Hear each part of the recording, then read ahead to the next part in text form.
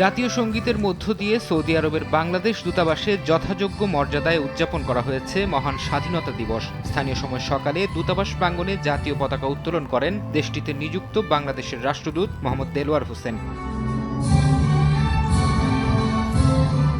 পরে দূতাবাসে স্থাপিত অস্থায়ী স্মৃতিসৌধে ফুল দিয়ে মহান মুক্তিযুদ্ধের শহীদদের প্রতি শ্রদ্ধা নিবেদন করা হয়। এ সময় দূতাবাসের কর্মকর্তা কর্মচারী, বাংলাদেশি কমিউনিটির বিশিষ্ট ব্যক্তি ও বিভিন্ন সংগঠনের নেতারা উপস্থিত ছিলেন। অনুষ্ঠান শেষে দেশ ও জাতির সমৃদ্ধি, শান্তি ও অগ্রগতির জন্য বিশেষ দোয়া ও মোনাজাত করা হয়।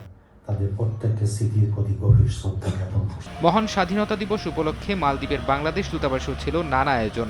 দূতাবাস প্রাঙ্গণে জাতীয় সঙ্গীত গেয়ে পতাকা উত্তোলনের মধ্য দিয়ে শুরু হয় স্বাধীনতা দিবসের নানা কর্মসূচি। এরপর দূতাবাসের কর্মকর্তাদের সাথে নিয়ে অস্থায়ী স্মৃতিসৌধে ফুল দিয়ে শ্রদ্ধা জানান দেশটিতে নিযুক্ত বাংলাদেশের ভারপ্রাপ্ত হাইকমিশনার। স্বাধীনতা যুদ্ধে যারা অবদান রেখেছেন তাদেরকে বাঙালি জাতি স্মরণ রাখবে এবং শ্রদ্ধা ভরেই স্মরণ করবে।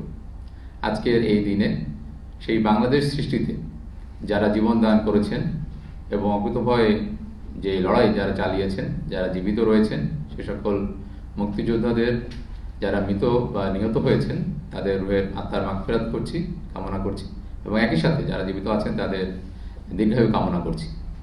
এবং যে সকল পরিবার থেকে আমাদের বীর মুক্তিযোদ্ধারা শহীদ হয়েছেন সকল পরিবারের প্রতি আমরা জানাই আন্তরিক সমবেদনা।